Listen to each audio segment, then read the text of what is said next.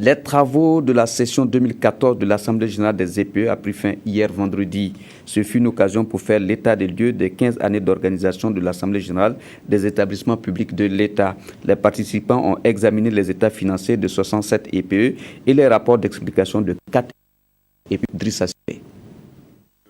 En 15 ans de fonctionnement, grâce à l'appui de la tutelle technique, les EPE ont accompli un effort remarquable du point de vue gestion. Cela s'est traduit par l'amélioration de leur situation financière, l'amélioration de la qualité du service public et l'amélioration de la gouvernance.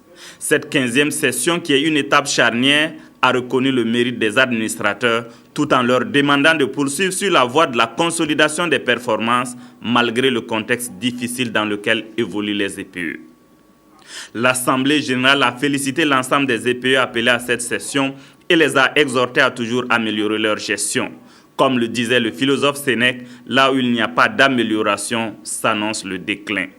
Les travaux ont été sanctionnés par des résolutions et des recommandations fortes, notamment dans le secteur de la formation professionnelle. L'Assemblée générale demande l'audit des infrastructures des centres de formation professionnelle, l'harmonisation de la durée des formations et l'augmentation des pécules de formation fixées désormais à 70 000 francs pour la catégorie A, 45 000 francs pour la catégorie B, 35 000 francs pour la catégorie C et 25 000 francs pour la catégorie D. Vous savez que depuis un certain temps, au niveau du gouvernement, nous prenons quand même des mesures sociales. On a eu à revoir un peu la bourse des étudiants, on a eu à revoir un peu la gaine d'indemnité des fonctionnaires, on a revu l'intérêt de stage de ceux qui vont en stage. Il était bon aussi qu'on fasse quand même un geste pour ceux qui sont admis en concours direct, les pécules.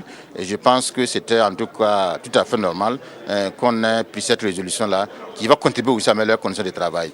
Alors les autres éléments, c'est essentiellement vraiment des problèmes qui reviennent chaque fois, notamment la durée des formations. Et c'est une question récurrente et il est temps effectivement qu'on puisse prendre une solution, une décision pour harmoniser. Parce que c'est vrai, on a besoin d'avoir des gens bien formés, mais aussi il faut tenir compte des contraintes qu'il y a.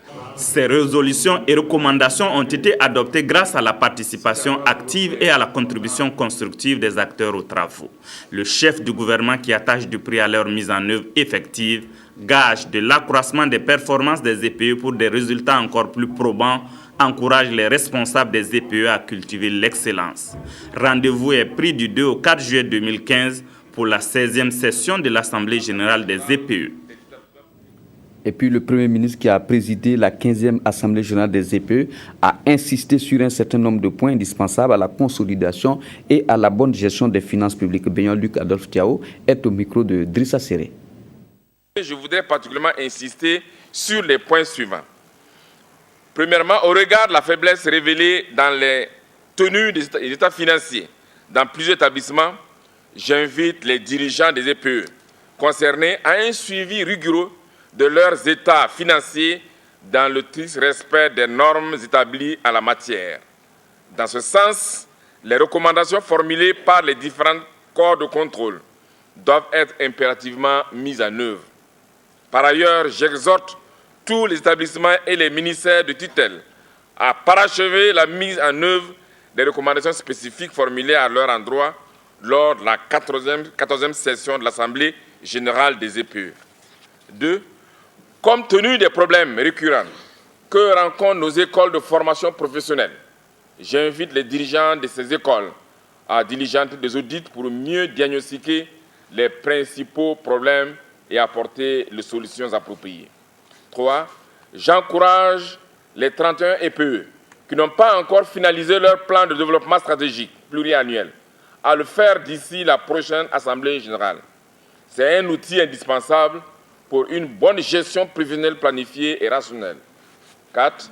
J'invite le ministre de la Fonction publique, du Travail et de la Sécurité sociale à veiller à la tenue de la première conférence annuelle sur la gestion des personnels des EPE et à soumettre un rapport sur l'état d'exécution des mesures qui en résulteront à la prochaine Assemblée générale. En synergie avec les tutelles techniques des établissements de formation professionnelle, d'explorer les solutions aux problèmes d'harmonisation des délais de formation et de manque d'enseignants permanents. 5. J'encourage le ministre de l'Économie et des Finances à diligenter et conduire la tenue des ateliers bilan et de partage d'expériences sur la mutualisation des compétences et la procédure d'équipement des établissements de santé. J'invite le ministre de la Santé à approfondir la réflexion en vue d'accélérer la satisfaction progressive des besoins de spécialistes dans les établissements de santé. J'invite le ministre de la Fonction publique, du Travail et de la Sécurité sociale et le ministre de l'Économie et des Finances à réfléchir à la problématique des ressources humaines dans les secteurs spécifiques afin de faire face aux importants départs qui affectent le fonctionnement de certains EPE. J'engage tout l'établissement qui traîne d'importantes dettes, notamment sociales, devenues structurelles, à mener la réflexion en rapport avec leur tutelle aux fins de convenir d'un plan d'appurement.